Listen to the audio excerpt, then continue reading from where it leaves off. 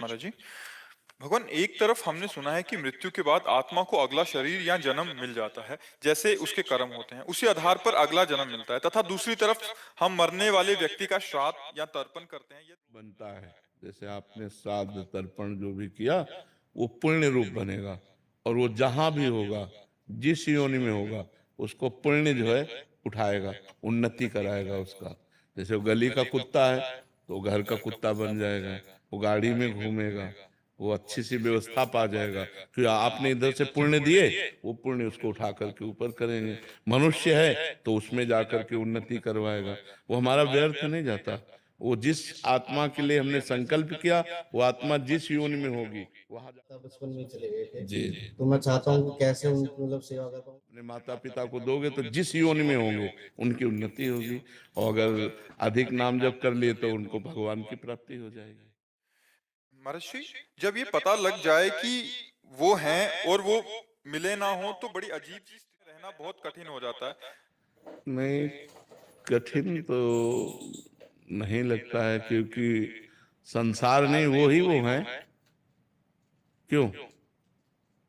अगर वो का तात्पर्य परमात्मा से है तो वो ही वो हैं, और कौन है? हम जिससे बात कर रहे हैं उसी से तो कर रहे हैं, हम जिससे मिल रहे हैं उसी से तो मिल रहे हैं।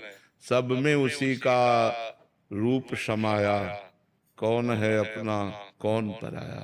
सब में से प्यार करते हैं तो हम सबसे प्यार करते हैं, क्योंकि सब में मेरा प्रभु विराजमान है। ये प्रारंभिक स्थिति होती है कि ये सब माया है, लेकिन जहां माया वहां है भी तो है। बोले ये माया है तो है परमात्मा है स्वरूप परमात्मा है। तो बोले ये ब्रह्म नहीं है, वहां भी तो है।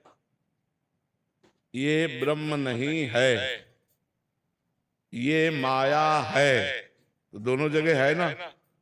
वो है जो हमारा प्यारा है, जहां कहा जा रहा है नहीं है, वहां भी है, क्योंकि है परमात्मा। जो है स्वरूप है वो परमात्मा है।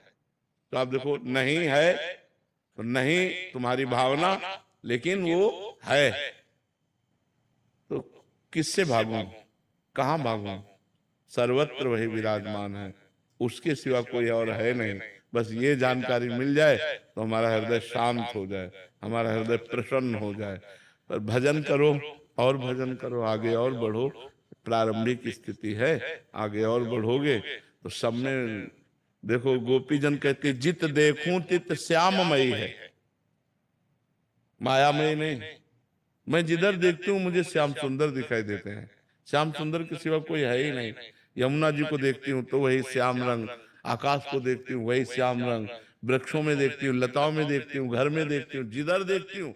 अब चूंकि पुतरी राममयी हो गई तो जिधर देखो उधर राम दिखाई देंगे, पुतरी काममयी हो गई तो जिधर देखो उधर दोस्त दिखाई देगा। सृष्टि कैसी? जैसी हमारी दृष्टि। तो हमें अपनी दृष्टि बदलनी है, भगवत भाव में लाना है। कहाँ भाग कर जाऊं? आप हमें बताओ कि यहाँ भाग के चले जाओ, माया नहीं है। आप हमें वो स्थान बताओ जो माया रहित हो। और वो तो दोनों बातें असंभव है। कोई ऐसी जगह नहीं जहां माया ना हो। अगर माया से भागे तो नहीं जहां परमात्मा ना हो। बस यही बात समझ लेनी तो हाथ में अटक कहा एक आनंद बना रहेगा, दसों दिशाएं मस्ती में